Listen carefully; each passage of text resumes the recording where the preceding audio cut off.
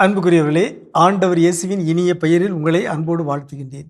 இயேசுவின் ஆளுமை என்னும் தொடரில் இந்த நாட்களில் இயேசுவின் உணர்வு மேலாண்மை பற்றிய பல செய்திகளை உங்களோடு பகிர்ந்து வருகின்றேன். இன்று இயேசுவின் கலக்க மேலாண்மை. கலக்கம் என்பது நம்மில் பலருக்கும் வருகின்ற ஒரு உணர்வு. பல நேரங்களில் நாம் கலங்குகின்றோம், கலங்கி தவிக்கின்றோம். இயேசுடைய வாழ்விலும் கலக்கம் இருந்தது. எடுத்துக்காட்டாக யோவான் 13:21 நாம் வாசிக்கின்றோம். இப்படி சொன்னபின் இயேசு உள்ளம் கலங்கியவராய், உங்களில் ஒருவன் என்னை காட்டி கொடுப்பான் என்று சொல்கிறார். ஆகவே தன்னோடு வாழ்ந்த ஒரு சீடனே தன்னை காட்டி கொடுக்க போகிறான் என்பதை இயேசு உணரும்போது அவருடைய உள்ளத்தில் கலக்கம் ஏற்பட்டது. எல்லாருடைய வாழ்விலும் கலக்கம் ஏற்படுகிறது. இந்த கலக்கத்தை நாம் எப்படி மேலாண்மை செய்ய வேண்டும்?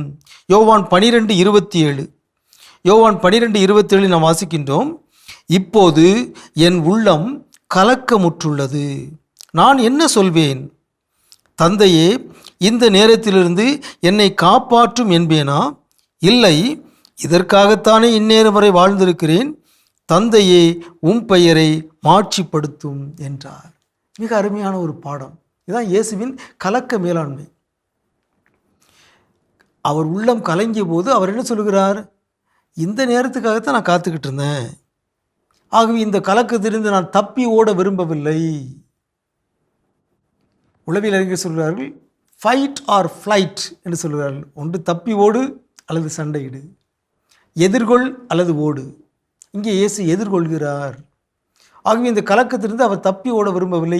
இந்த நேரத்துக்காகத்தானே நான் காத்திருந்தேன் என்று சொல்லுகிறார். அது மட்டுமல்ல, தந்தையே, உம் பெயரை மாட்சிப்படுத்தும் என்று சொல்லுகிறார். இந்த கலக்கத்தின் வழியாக, இந்த துன்பத்தின் வழியாக, இந்த சிலுவையின் வழியாக விண்ணக தந்தை மாட்சி அடையப் போகிறார் என்று இந்த கலக்கத்தையே ஒரு நேர்மறையாக இயேசு எடுத்துக்கொள்கிறார். அதுதான் இயேசுவின் சிறப்பு, அதுதான் இயேசுவின் ஆளுமை.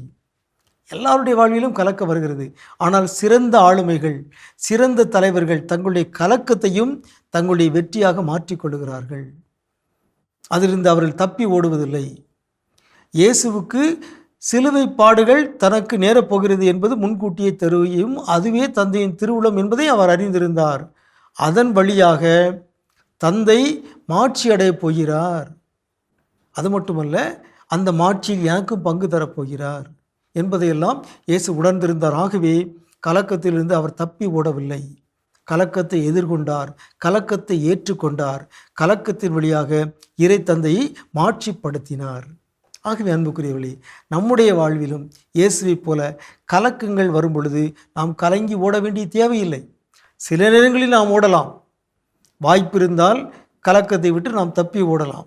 ஆனால் சில நேரங்களில் இந்த கலக்கத்தின் வழியாகவே, இந்த துன்பத்தின் வழியாகவே இறைவன் மாட்சி அடைவார், எனக்கும் வெற்றி வாய்ப்பு காத்திருக்கிறது என்கிற நம்பிக்கை நமக்கு இருந்தால் அதை நாம் துணிவுடன் எதிர்கொள்ள வேண்டும். இறைவனுடைய ஆசீருக்காக மன்றாட வேண்டும். உங்களுக்கு அமைதி உரித்தாகுக.